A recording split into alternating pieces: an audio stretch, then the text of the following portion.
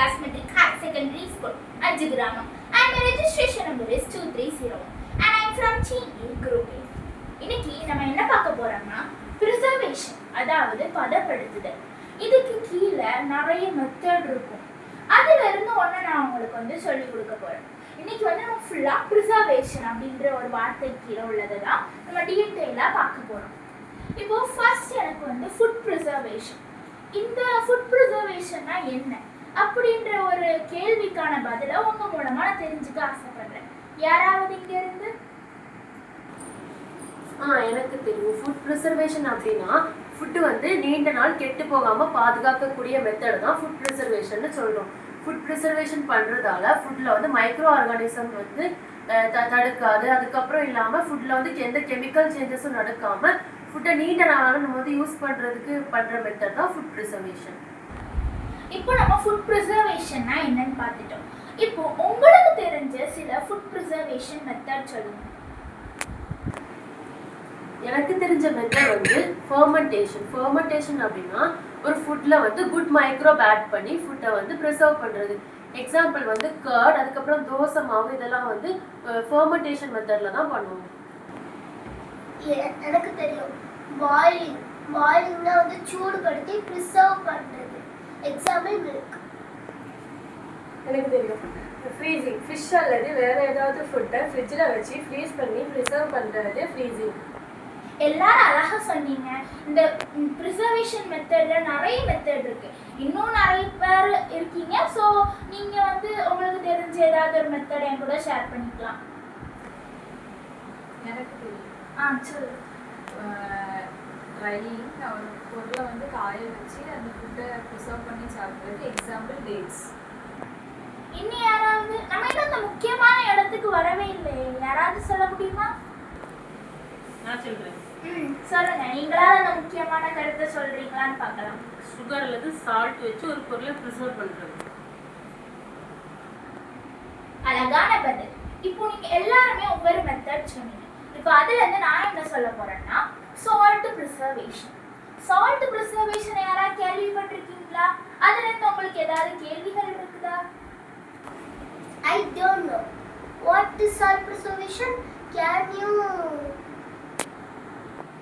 explain me? Salt preservation அப்படின்னா ஒரு food கூட சால்ட் ஆட் பண்ணணும். இப்படி பண்ணும்போது அந்த சால்ட் என்ன பண்ணும்னா அந்த ஃபுட்ல இருக்க மாய்ஸ்சரை எடுத்துக்கிட்டு அந்த மைக்ரோ ஆர்கானிசம் அட்டாக் பண்ணாத மாதிரியான ஒரு என்விரான்மெண்ட்டை கிரியேட் பண்ணும். இதுதான் சால்ட் ப்ரிசர்வேஷன்.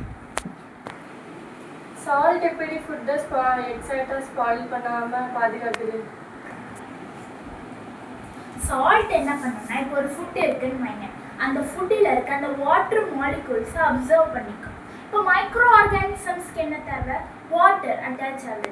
அந்த வாட்டர் அந்த ஃபுட்டில் இருக்காது. இதனால தான் இப்போ ஒரு ஃபுட்டு சால்ட் கூட ப்ரிசர்வ் ஆகிருக்குன்னா அது எப்படி சொல்ல மைக்ரோ ஆர்கானிசம்னால அட்டாக் ஆகாமல் பாதுகாக்கப்படுது. நான் இப்போ உங்களுக்கு ஒரு வீடியோ காணிக்க போறேன். நான் எப்படி சால்ட் ப்ரிசர்வ் பண்றதுன்னு ஒரு எக்ஸ்பெரிமெண்ட் பண்ணி பார்த்தேன். அதை வச்சுதான் நான் இப்போ உங்களுக்கு ஒரு வீடியோ காட்ட போறேன். இப்போ நான் இங்க ஃபர்ஸ்ட் AB அப்படின்ற ஒரு எம்டி ஜார் எடுத்திருக்கேன். இது நான் ப்ரிசர்வ் பண்ற அந்த எக்ஸ்பெரிமெண்ட்டுக்காக டொமேட்டோ எடுத்திருக்கேன் வெஜிடபிளா. அந்த டொமேட்டோ A ஜார்ல வித்தவுட் சால்ட்டா நான் போட போறேன், அதாவது ப்ரிசர்வ் ஆகாம. B ஜார்ல வித் சால்ட்டா போட போறேன் எக்ஸ்பெரிமெண்ட் பண்றதுக்காக. இப்போ ஏன் நான் இங்க திரும்ப AB ஜார் எடுத்திருக்கேன்னா இதுல நான் கார்லிக் யூஸ் பண்ண போறேன். ஏன் நான் கார்லிக் யூஸ் பண்ணணும்? ஏற்கனவே நான் டொமேட்டோ யூஸ் பண்ணியிருக்கேன். ஏன் நான் கார்லிக் யூஸ் பண்ணேன்னா கார்லிக்ல ஒரு ஆன்டி கில்லிங் சப்ஸ்டன்ஸ் இருக்கு. அது லேட்டாக தான் மைக்ரோப்ஸால அட்டாக் ஆகும். ஸோ அப்படி நம்ம சீக்கிரம் அட்டாக் ஆகிற டொமேட்டோவையும் லேட்டாக அட்டாக் ஆகிற கார்லிக்கையும் கம்பேர் பண்ணி பார்க்கலாம். நார்மலாக சொன்ன மாதிரி A ஜாரில் வித்தவுட் சால்ட்டும் B ஜாரில் வித் சால்ட்டும் வச்சு பார்க்கலாம். இப்போ நான் இங்கே கொஞ்சம் தக்காளி சொன்ன மாதிரி வேற கொஞ்சம் கார்லிக், அது மட்டும் இல்லாமல் உப்பு நான் எடுத்திருக்கேன் எக்ஸ்பெரிமெண்ட்காக. இது அதோட ப்ரிசர்வ் பண்ணுறதுக்கான நான் பண்ண ப்ராசஸ்.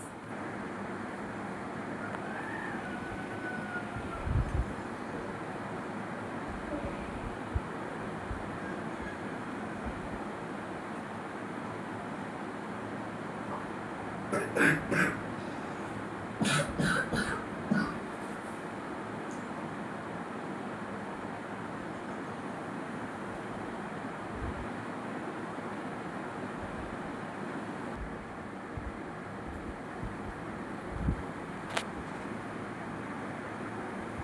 ஈக்குவல் அமௌண்ட்ல போட்டிருக்கேன் garlic.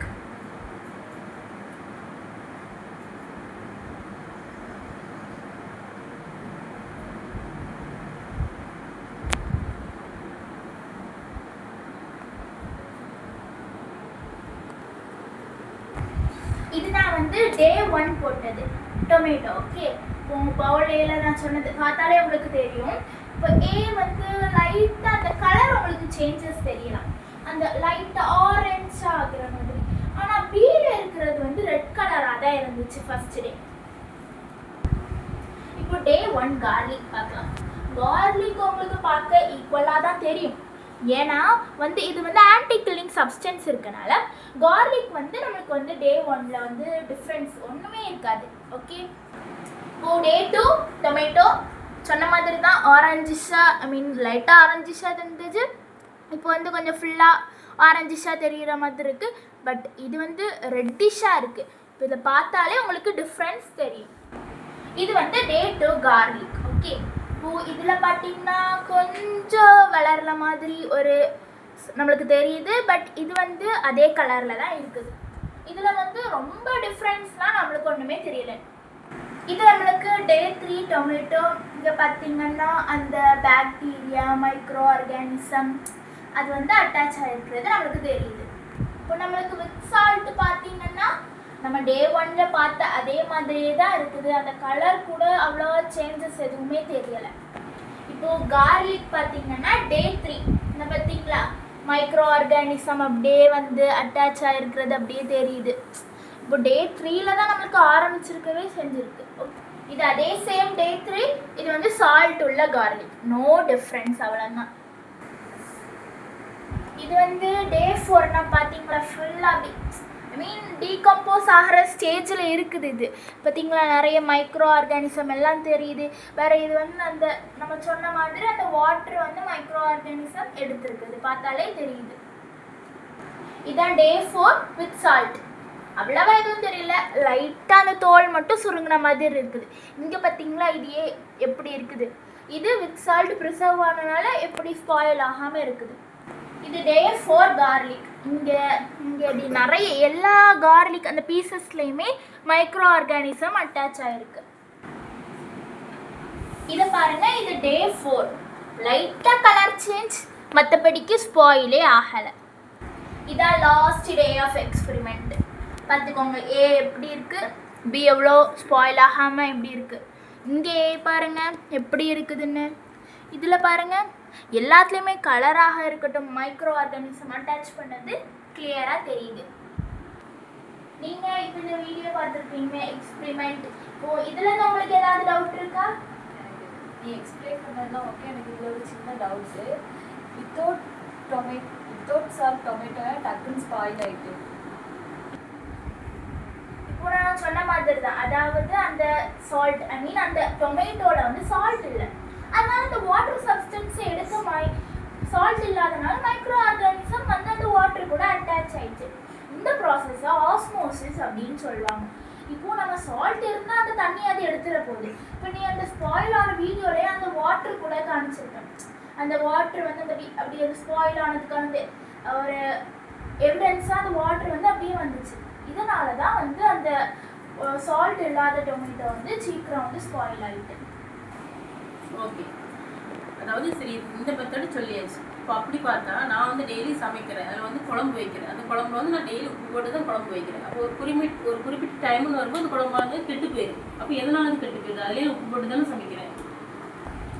ஏன் நம்ம வீட்டில் வைக்கிற குழம்பு சீக்கிரம் கெட்டு போகுது அப்படின்னு பார்த்தா, நீங்கள் அதில் வந்து இவ்வளோ உப்பு நீங்கள் ஆட் பண்ண மாட்டீங்க, அந்த உப்பு கம்மியாக இருக்கும். அது மட்டும் இல்லாமல் குழம்புல அதிக வாட்டர் கண்டென்ட்டும் இருக்கும். அது மட்டும் இல்லாமல் அந்த உப்பு மட்டும் இருந்தால் அது ப்ரிசர்வ் ஆகுதுன்னு சொல்லலாம். இப்போ நம்ம கருவாடு எடுத்துக்கிட்டோம்னு வைங்களேன், நம்ம கருவாடை வந்து வெறும் உப்பாக மட்டும்தான் வச்சு ப்ரிசர்வ் பண்ணுறோம். ஆனால் இந்த குழம்பு அது உப்பு கம்மியாக இருக்குது, வாட்டர் கண்டென்ட் அதிகமாக இருக்குது, நிறைய மசாலாக்களும் அதில் ஆட் ஆயிருக்கு. இதனால தான் நம்ம வீட்டில் வைக்கிற குழம்பு வந்து சீக்கிரம் கெட்டு போயிடுது. இதை ப்ரிசர்வ் பண்ண நம்ம என்ன பண்ணுறோம், அதை ஃப்ரிட்ஜில் வைக்கிறோம். ஃப்ரிட்ஜில் வச்சுட்டு எடுக்கும் போது சூடாக்கி தான் நம்ம சாப்பிட்றோம். இப்படி தான் நம்ம இந்த சால்ட் ப்ரிசர்வேஷனை வந்து குழம்புல வந்து பண்ண முடியாது. அதுக்கு பதிலாக நம்ம ஃப்ரீசிங் மெத்தடை வந்து நம்ம யூஸ் பண்ணுறோம். எல்லாமே ஓகே தான். இந்த குழம்புலாம் வந்து சீக்கிரம் கெட்டு போயிடுது, ஆனால் வந்து பிக்கிள்லாம் ஏன் சீக்கிரம் கெடாமல் அப்படியே இருக்குது ரொம்ப நாளைக்கு? பிக்கிள்ஸ் ஏன் கெடாமல் இருக்குது அப்படின்னா, இப்போ நம்ம குழம்பு எடுத்துக்கிட்டோன்னு வைங்களேன், அது கொஞ்சம் சால்ட் இருக்கும். ஆனால் நீங்கள் பிக்கிள் எடுத்துக்கிட்டிங்கன்னா அதில் நிறைய சால்ட் கண்டென்ட் போட்டிருப்பாங்க.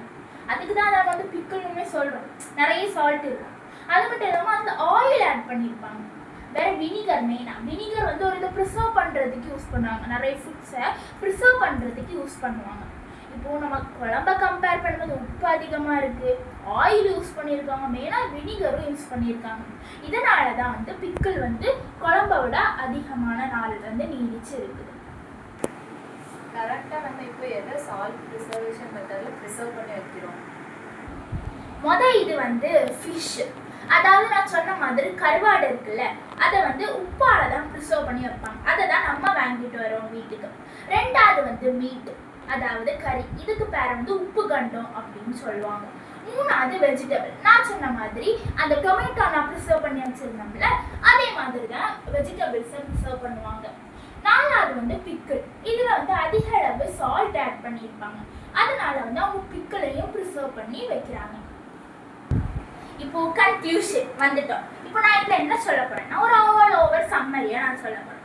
முதல்ல என்னது, சால்ட் எப்படி ப்ரிசர்வ் பண்ணுது, அந்த மைக்ரோ ஆர்கானிசம் அட்டாக் பண்ண விடாம அந்த வாட்டர் மாலிக்யூல்ஸை கேட்ச் பண்ணிக்குது. இதனால அது ப்ரிசர்வ் ஆகி இருக்குது. வேற இதில் வந்து நம்ம நிறைய மெத்தடும் பார்த்தோம், லைக் ஃப்ரீசிங், பாயிலிங், ட்ரையிங், இந்த மாதிரி நிறைய மெத்தடும் நம்ம பார்த்தாச்சு. ஓகே, இப்போ சால்ட் ப்ரிசர்வேஷன் வந்து ஒரு பாரம்பரியமான பதப்படுத்தும் ஒரு முறையாக கருதப்பட்டு வருது. So thank you for my family for cooperating with me. We thank for Kumari Arviar Peravai for giving us this wonderful opportunity.